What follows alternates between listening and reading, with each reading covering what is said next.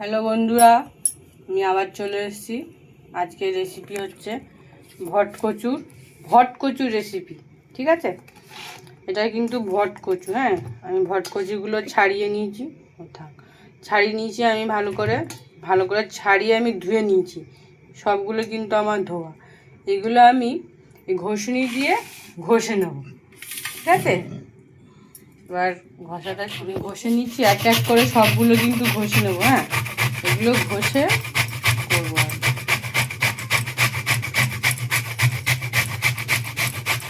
Hello বন্ধুরা, আমার ভটকচু great করা হয়ে গেছে। এবার ভটকচুতে আমার কি কি লাগবে সেই উপকরণগুলো বলে দিচ্ছি। পেঁয়াজ নেব, আর পেঁয়াজ কুচি, এটা হচ্ছে রসুন কুচি, আর এটা হচ্ছে শুকনো লঙ্কা। আমার কড়া বসানো হয়ে গেছে, কড়ার মধ্যে তেল দিয়ে দেবো।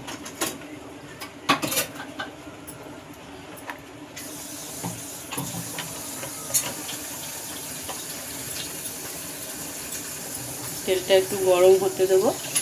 গরম হয়েই এসছে, এর মধ্যে এবার কালো জিরে ফোড়ন দিলাম, শুকনো লঙ্কা ফোড়ন দিলাম। এবার রসুনগুলো দিয়ে দিলাম, একটু নাড়িয়ে নেব। রসুনগুলো হালকা ব্রাউন কালার যখন হয়ে আসবে, তখন পেঁয়াজগুলো এর মধ্যে দিয়ে দেবো।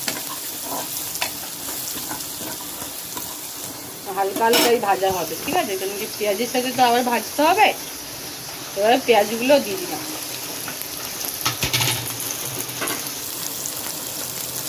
পেঁয়াজগুলো যখন লাল হয়ে আসবে, তখন আমরা ভটকচুগুলো দেবো। হ্যাঁ, লাল লাল করে টেকে দেবো। আমার পেঁয়াজগুলো দেখুন ভাজা হয়ে এসছে। এরকম পেঁয়াজগুলো ভাজা হবে ভালো করে।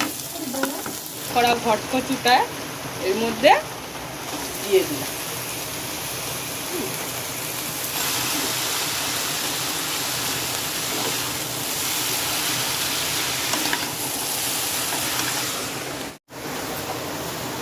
এর মধ্যে নুন হলুদ দিয়ে দিয়েছি, এগুলো নাড়িয়ে নেব। দেখুন পেঁয়াজের সাথে এটা ভালো করে মাখিয়ে নিয়েছি। এবার হলুদটা একটু দিয়ে দেবো, এর মধ্যেই সব দিয়ে দেবো উপকরণগুলো। হলুদ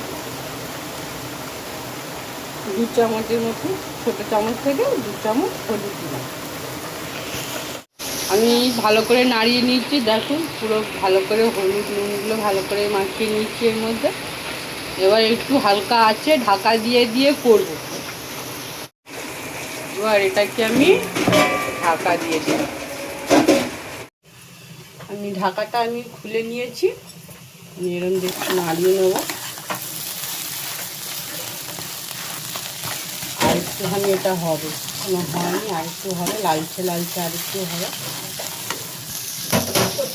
তা আমার ভটকচুটা হয়ে গেছে এবং ভটকচুগুলো নামিয়ে নেব।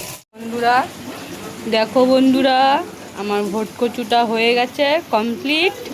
দেখে আপনারা প্লিজ কমেন্ট করবেন, করে বলবেন কেমন হয়েছে। আর ট্রাই করে দেখবেন এরমভাবে রেসিপিটা, যেরমভাবে করেছি এরমভাবে রেসিপিটা করে দেখবেন কেমন হয় খেতে। আর অবশ্যই কমেন্ট, লাইক, সাবস্ক্রাইব করে দেবেন।